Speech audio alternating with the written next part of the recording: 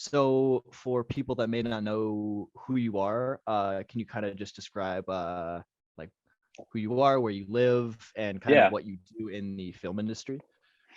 Yeah. So I'm Josh Herum. I live in St. Louis. I'm a husband. I have a wife and two little ones.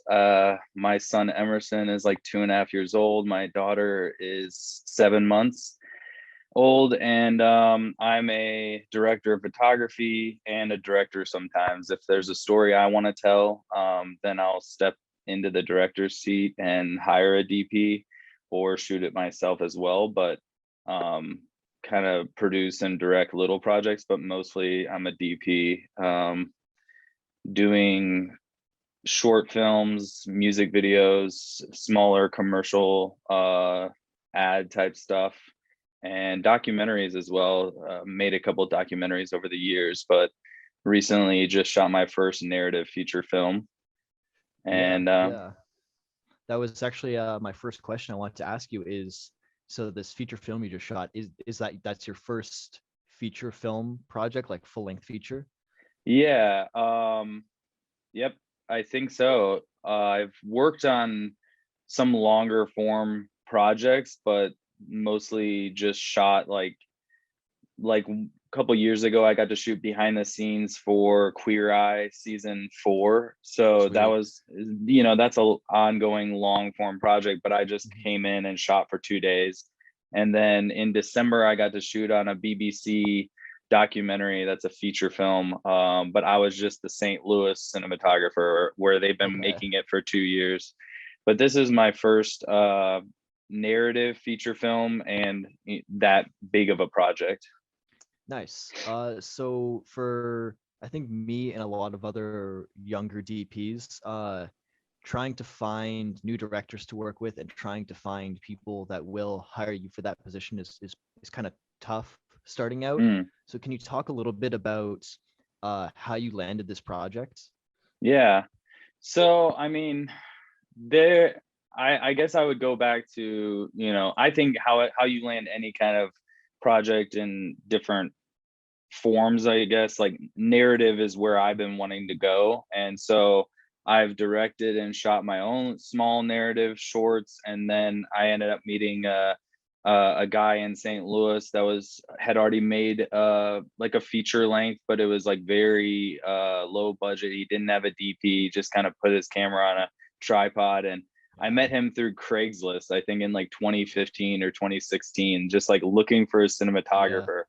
And so me and him ended up collaborating over the years on maybe 9 short films over the last like 6 years, 5 years.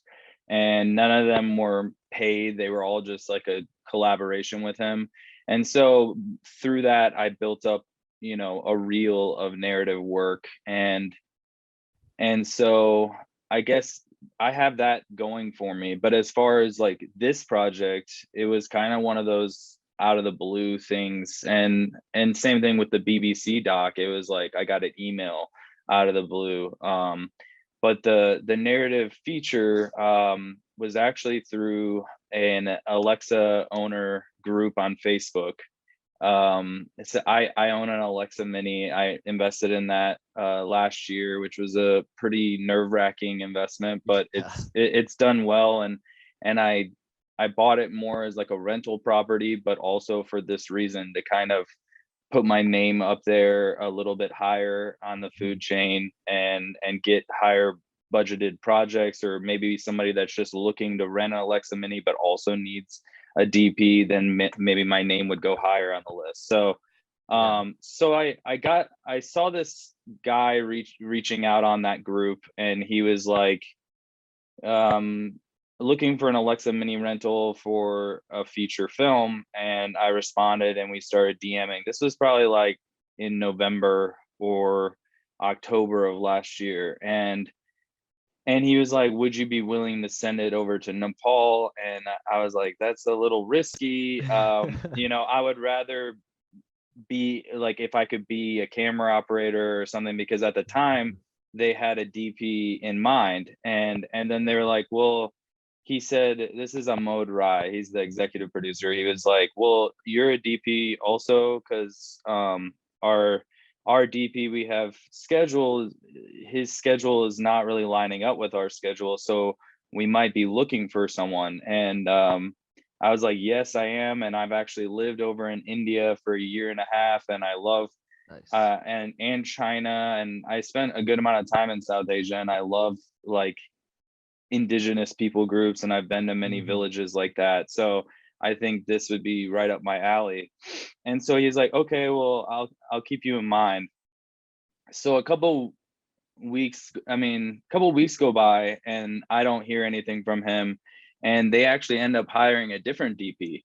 So they hired a DP from New York City, and he came over and did like prep with the director for a month or two, and then started shooting the film. But due to different issues with him and just the collaboration, and I think at the end of the day, he didn't really trust them to pay him. And Okay. which is, well, because it's like, if you go to a foreign country, there's no real way to legally uh pursue them for money if they just decide not to pay Yeah, you or yeah. something.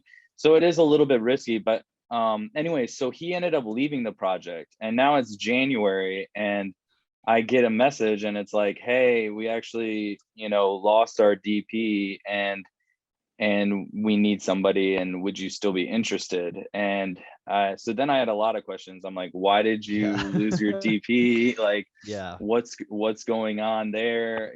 So I had a lot of like red flags at first, but once I had like a Zoom meeting with them, I could tell like these people are genuine. They've put a lot of time into this film, and it's like a community funded film, so it's like there's no reason for them to try to cheat somebody or whatever. Yeah. So I felt good about it. So I came in when the film had already been shot like maybe 20%. So I'm actually like, Oh, wow. I DP'd the other 80%, which was also an interesting place to be, because I'm thinking, is his work gonna be comparable to mine, Mhm. or is it gonna look different, like the styles? But Yeah. yeah, so that's kind of how I got the project, was through Facebook. Yeah, that's crazy. That's I know. it seems very meant to be then. Just Yeah. with kind of your world experiences and just like the all the craziness surrounding the project, and it ended up in your hands. It's very serendipitous. Yeah. Yeah, it definitely was.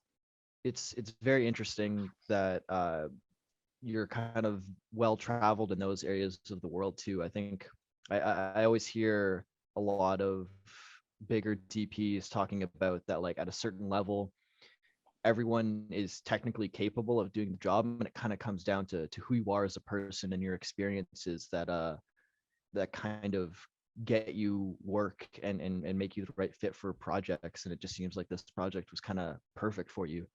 And It yeah. was. It was. I'm thankful, and it's just, yeah, it's very serendipitous that like I guess like I was talking with my wife about this too, is like last year I got approached for what would have been my first feature film, a narrative project that was backed by a streaming service, and it was also like South Indian. This one was South Indian, Okay. and and it was filming in the States, but directed by a Indian who's been living here. And so I didn't end up winning that job. I don't know why. Maybe my price or whatever it was. Maybe found a different DP he connected with better. And they ended up shooting the film, and it looks great. But then shortly after that, I started shooting music videos for a Punjabi guy, Okay. KV Singh, and one of the music videos came out, and another one is about to come out, and then I get this project. So it's like three different projects, Yeah. and they don't know. Like, I studied Hindi, and I can speak Hindi pretty well, and I love that part of the world, and I've gone there a lot, but it just, those kind of projects have been falling into my lap lately. Nice. That's incredible, man. Yeah. Yeah. That's awesome. Yeah. So how many days were you shooting? I know we talked about it before on Instagram, but was it like 50 days production, 60 Pretty days out of US or something like that? Yeah, pretty much. Because it takes about a day and a half on either side to get there. So Mhm. that was like 3 days. And then it's like a day of travel to the location from Kathmandu. Okay. So Okay. when yeah, there, for my first feature, this was not the ideal, I guess, situation in the sense of like prep, because like Yeah. I literally found out that I could take the project on like only 2 3 weeks before we needed to start shooting. And Yeah. then I hadn't even read the script, and so like there was a lot of other hoops to jump through in order to, get me over there. And Mhm. so I ended up reading the script maybe like a week or two before. and That's crazy. and it's a long script, so I ended up reading it Mhm. twice before we started filming. But still, it's like I would have much rather, like, for a first feature, like sit with the director, talk through Mhm. everything, like kind of what the other DP probably did, back Yeah. in November. And so I'm kind of jumping into this, and they're so far behind, and they've been like money's been just bleeding because for like 3 weeks they didn't have a DP, so like the whole production had to like stop. So I Oh came man. into a very like stressful situation, but I also was kind of Mhm. like the savior because I like agreed Yeah. to the project and came. So everyone was very excited to get back to work. But yeah, so then I got there, and by the time I got to the village where we were gonna film, it maybe had been like 5 days. And then I had a day where I got to see all the locations with the assistant director, and he got to Okay. talk through a lot of the scenes that were happening at this location or that location. Mhm. And then I had a day where I got to like have a long meeting with all the like department heads. So like the theory behind like the production design or wardrobe or um like the cinematography, hearing from like the director and the AD of kind of their theories behind how they want the film to look, and the different camera movement and why to use it and Mhm. these kind of things. So really just like 2 days of like prep for that. It was crazy. That is nuts, man, especially considering like all the stills you've posted look absolutely gorgeous, like just Thank really, you. really stunning work. So to think that you had like 2 days prep walking into that is insane. Yeah. It kind of leads me into my next question, which is kind of what was your approach day to day for planning the lighting of the scenes. I know a lot of people, including myself, are fans of like really drawing everything out and doing diagrams and stuff like that, but I can't Yeah. imagine like on a 50-day shoot it just seems so daunting and impossible to have to plan around lighting for that many days. Can you kind of talk about your process for just the day-to-day approach of Yeah. planning the lighting of a scene? Yeah, yeah, I like to draw out stuff, but obviously, like, I most of the time I didn't know what we were filming the next day even. Like there was like Yeah. when we got there, they had like a 3-day schedule planned out, so I could know like, okay, we're doing these 3 scenes tomorrow, these 2 scenes the next day, and Mhm. the following day 3 scenes. But after that first printed out schedule, we never did that again. And most of the time, Yeah. depending on the weather, maybe at night they would say, okay, we're doing scene 67, 42, and 5. And then the weather would shift, like it would get all cloudy. So then they would be Mhm. like, oh, we're actually now in the morning, they'd be like, we're filming scene 21 and 28. It was so, kind of crazy because like let's say those scenes were indoors. So because we didn't have sun, they were like, in the moment we had to switch to like an indoor scene. But Oh as man. far as lighting goes, basically how it would work is, and it would kind of coincide with the shot planning and Mhm. blocking and all that. So we would get to the location, the director um, would tell me what's happening in the scene, and then I'd ask them, how do you see that playing out? Where do the blocking of the actors, and then either half of the time he would have a plan like already, like almost shot listing, but in his head he didn't have any kind of Mhm. shot listing written down. Okay. um So that was one thing I like.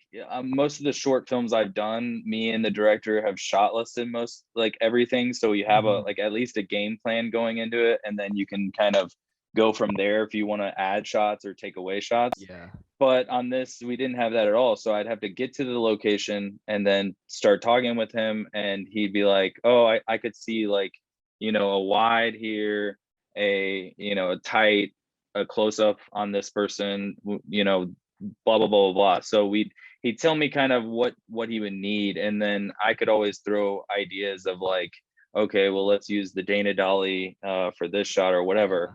And once we kind of planned out those, then we would kind of just go through with the gaffer. I would go, whatever the first shot was, we would start lighting for that. And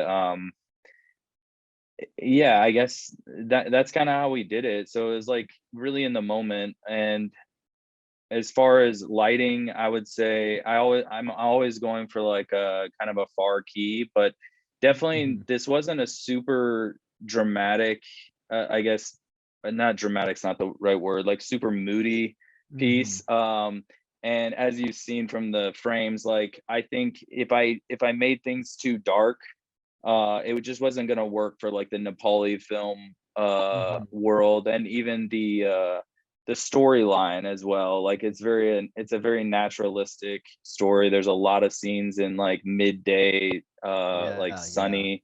Um, so I always tried to have that, like, shadow side towards the camera, but it wasn't like a 5-to-1 ratio or something. It was a Yeah, very yeah. more like a 2-to-1 or a 3-to-1.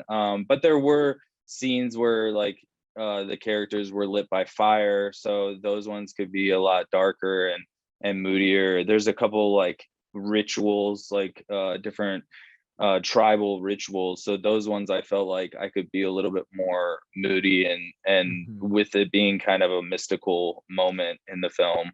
Yeah. Or there are like a couple fight scenes and stuff. So uh but yeah, the gaffer was great. Bishesh, he and I worked well together, so we would kind of just talk through the scene, and we had a good amount of equipment to be able to accomplish, like, whatever look I was going for. Yeah.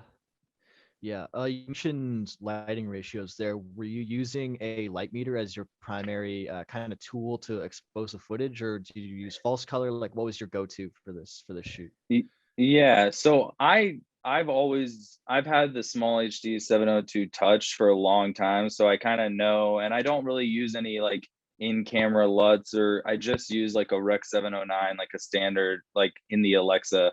Um, Mhm. so I kind of know what that looks like and trust that. But I do use false color.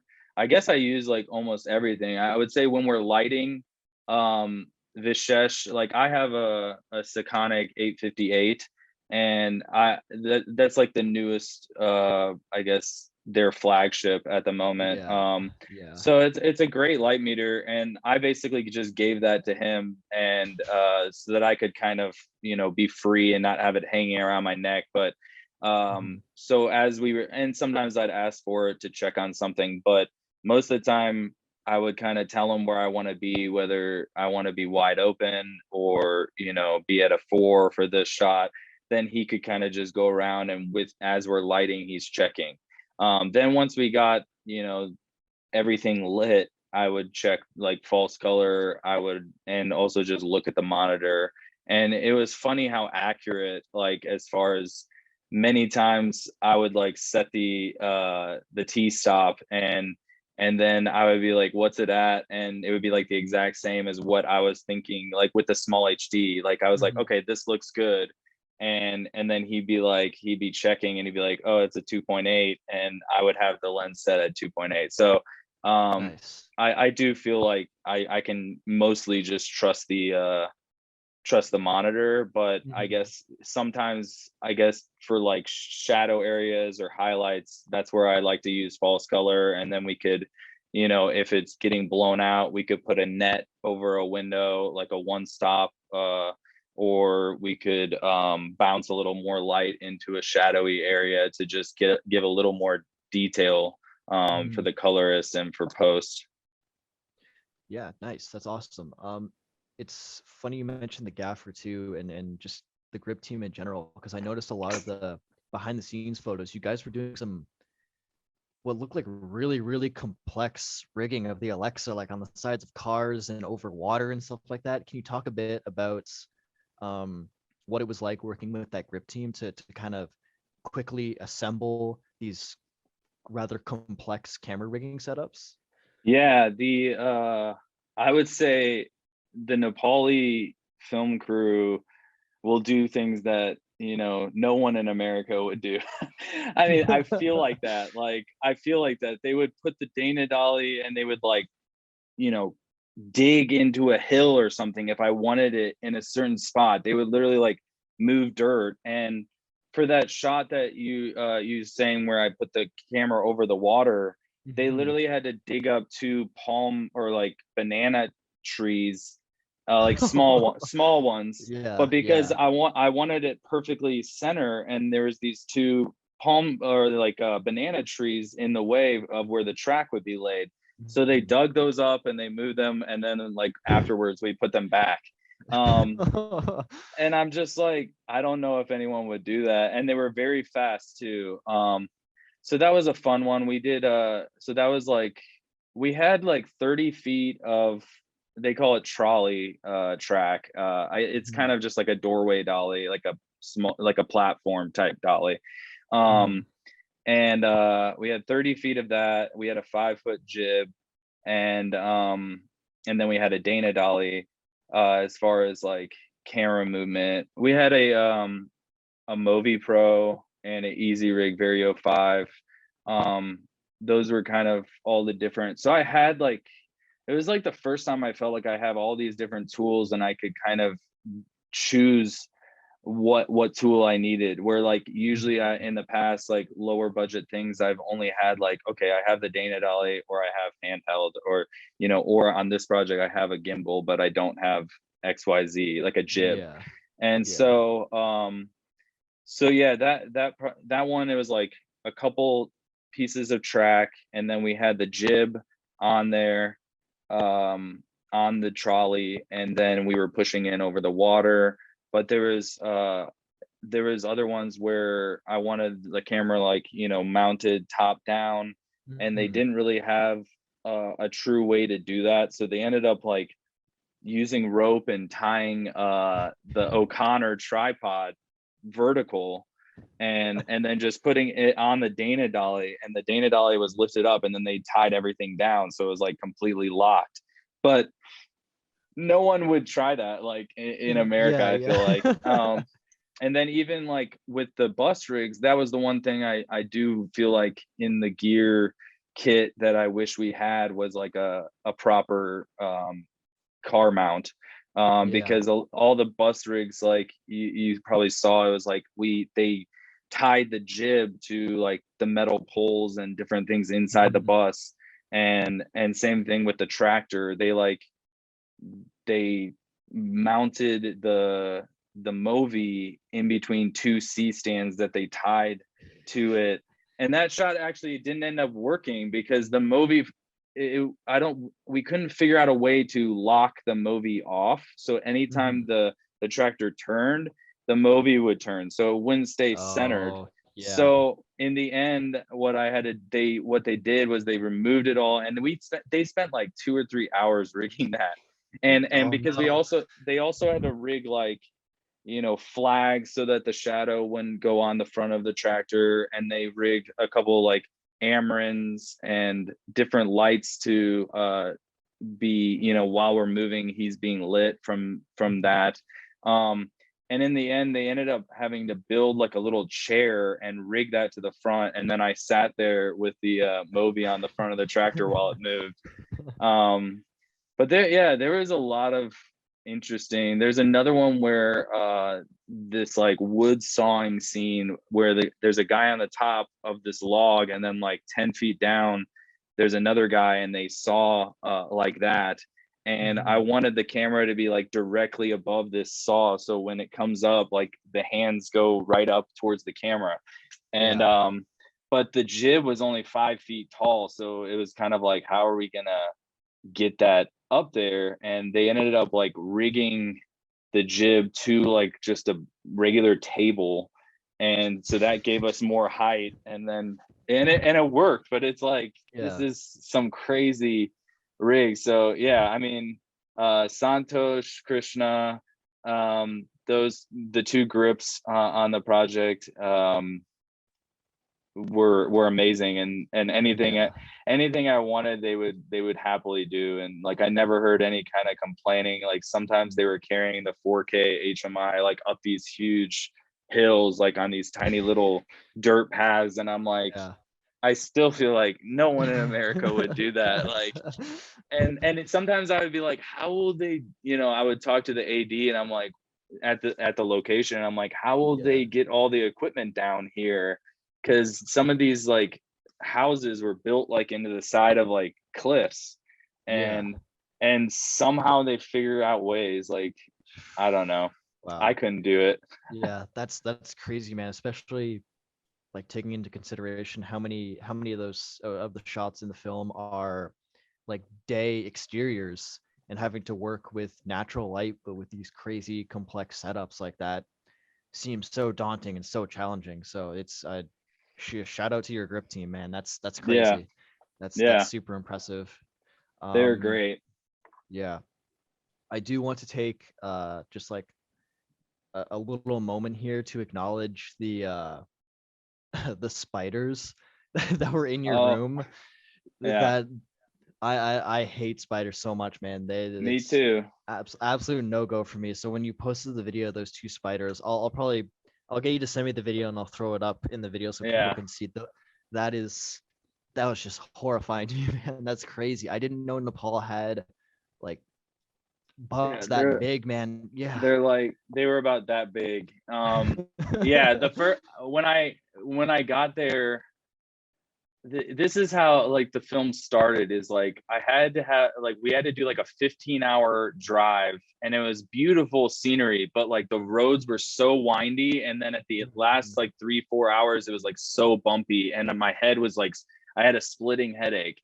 And I get there at like midnight, and it was like the worst like drive of my life. And I Yeah. get to the base, and they show me to my room, and there's this like street dog sleeping on my bed when I got there, and they had to like shoo him out.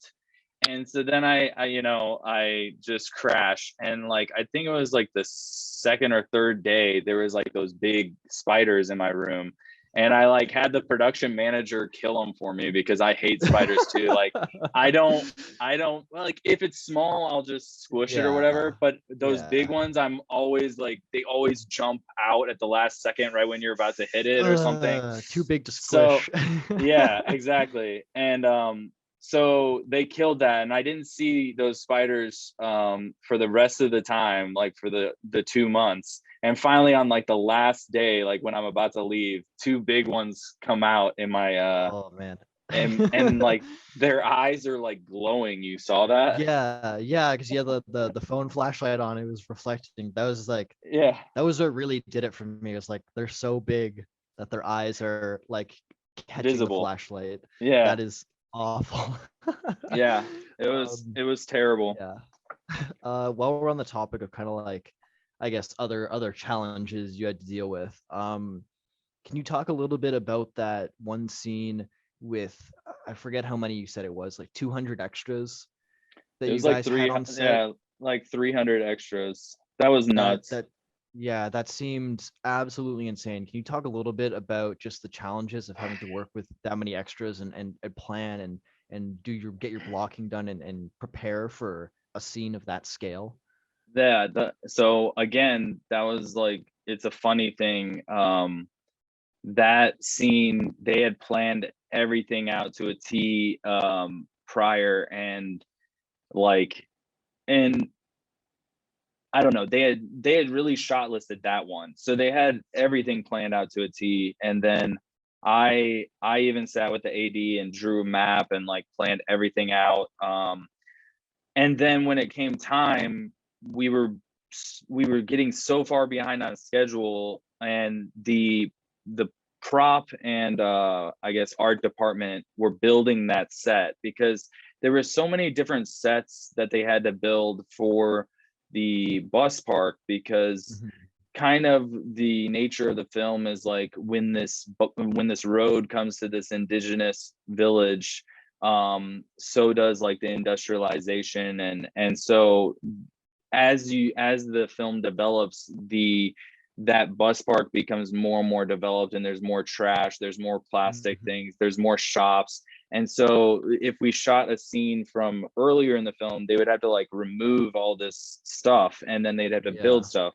Well, that scene is it's like it's scene 6. It's like the opening of the bus park. It's the first time like a bus comes, so they had to build this huge stage, this huge gate out of bamboo that like the bus drives through, um all that kind of stuff. So because that wasn't done, we we had to shoot it because we had all the extras, and we didn't really have many vehicles either, so they were driving all day, like picking up like with the 4x4s and the bus. So Yeah. they're doing Yeah. like bus load, and now you're getting 100, 150, 200, but the set's still not built, so you can't Oh start man. shooting.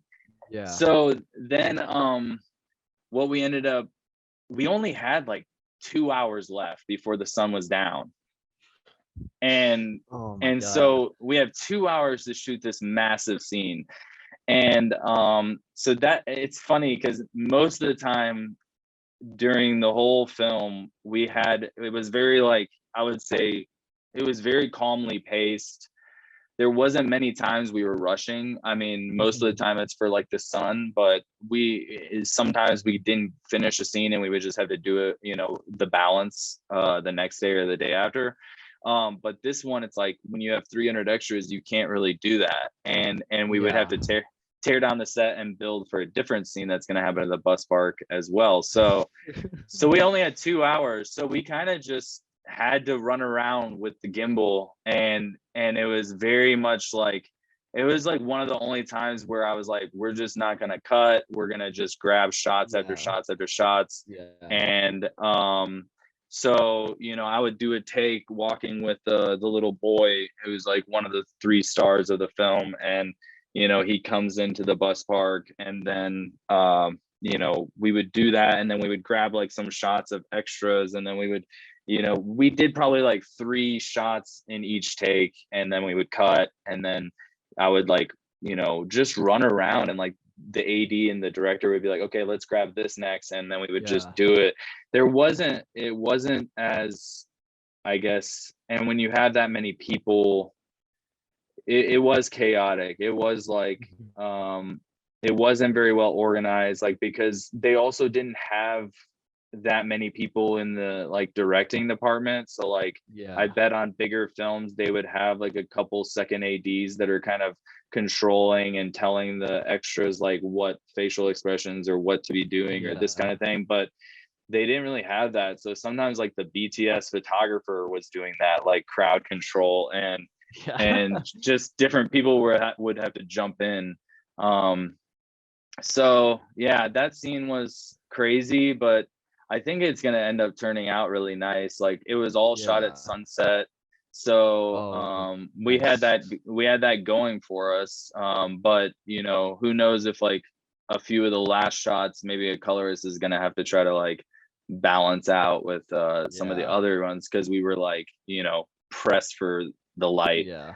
Um, I guess there was a couple times that were like that, where we were trying to finish a scene because we had extras, and they're just village folk, so you have to like almost like hunt them down to get them to come back. Yeah. Like they just sometimes even a villager would like leave in the middle of a scene, and when maybe the AD thought that we didn't need them anymore, but then the director was like, well, I actually want this angle, and that extra would be Yeah. walking in the background, for continuity. So then we would have to like go Oh find that man. person and wait for them. It was kind of crazy, but Yeah, there was times where I just like, okay, I removed the 2.1 ND, then like remove the 1.2, and then remove the Yeah, 0.6, and as it's the like, light fades. yeah, exactly. Like I'm just slowly removing those, and then once I get to wide open at 1.9 on the ultra primes, Yeah. I'm like, okay, I can go up to like maybe 1280. I didn't want to push up to like 1600 much in the film, and I never Mhm. went to 3200. So kind of when the light was gone, the light was gone. Yeah. But yeah, that was an interesting film. I had never worked with that many extras. Yeah, man, that just seems like a huge, I guess, career milestone, is to be able to get something of that scale kind of under your belt. Mm, mm-hmm, That's amazing. Um, One thing I did want to talk about too is, as you mentioned earlier, you are a husband and a father. Can you mm-hmm. talk a little bit about how I guess challenging it was to be away from your family for so long, and kind of the like day-to-day contact you might have been able to have with them, and kind of the struggles of being away from home for 60 days? It was very little contact actually, because the Wi-Fi at our base like went out for probably 2 weeks, and then it would come back for like a day, and then it would go out for Mhm. like another 7 days. Like I would like have to borrow people's like phones or like their data. They would like send me a Mhm. hotspot for like a little bit, and the connection was so bad that I would just like FaceTime my wife and kids for like 5 minutes, and that was it, you Yeah. know? And so, Yeah. yeah, it was super hard because initially I like, even like I'm leaving for the Congo in like 4 weeks, and that's like a 1 week trip. And I told those, they wanted me to come for, I think, 12 days. And at the time, Mhm. I was like, I can't do that. That's too long. And so I ended up talking them down to like 8 days from when I fly to when I get back. Mhm. And so then this narrative feature came up, and I'm like, oh well, it's a narrative project, like that's what I want to do. I want to shoot Yeah. movies. So they were like, I think we could do it if you go for 40 days and we shoot for 32 of those. I think we can finish the film. So that was my initial agreement actually. And then with the cloud coverage and Nobin, the director, Nabin Subba, he was very conscientious of continuity. So like Mhm. if there was a scene before and it's happening on the same day as the scene after, and let's say we shot scene 25 in a sunny, bright sunny day, and then the Mhm. next we needed to shoot scene 26, but it was like cloudy, like we wouldn't shoot, and we would wait. So like whole days were kind of eaten up by clouds, Yeah. because it is Yeah. like the winter. So then we got behind, and we ended up having to add 20 days more. And even like for Wow. me, like 40 days when my daughter was so small, like when I left, she was 5 months old. She couldn't sit up, she couldn't crawl. She, she was like a little infant. And then like as the project went by, like she was sitting up, she was crawling all over the place. She started saying like little like babbling words and stuff. So that was super hard. And so many times I think that was the pressure I was feeling. Like I'd try to talk to the AD about, we need to film the scene, like I know it's cloudy, but like we're not going to meet the schedule. And like I was trying to get home, Yeah. I was trying to get home for within the 40 days, and it just wasn't possible. But at the end of the day, I really respect them for sticking with their guns. and Yeah. and the film is going to be so much better because of that. But there was so many times where I was like, we just have to film, because that's how I've done my short films in the past. It's kind of like you don't have the luxury Yeah. to choose the exact weather that you get. And if you have an outdoor scene, you kind of just have to roll with it. And Mhm. so that's kind of how my thought process was. But like there's obviously they've been working on that film for years, so I think they're like, what's another day or two? Yeah. um Yeah. So yeah, it was really hard, and especially without the connection. I think if like Wi-Fi was great where we were filming, like it would Mhm. have been a different story because I could FaceTime freely and have that connection. But literally, like most of the time, I would just talk with my wife like for a couple minutes a day, and sometimes like I wouldn't even get to, and Mhm. see my kids like for just a few little minutes. Mhm. So and especially like when I got sick like halfway through the shoot with like a stomach virus, and I was like throwing up and just Oh really man. sick, like, and that's when I was like, oh, I want to go home so bad. Like I want to leave this project. I just Yeah. want to be home with my family. So um it was very hard. But it also like the crew is kind of just fun and crazy, and it wasn't like any other project. They said that like they got really close, like it was like we all lived in this one big building, Okay.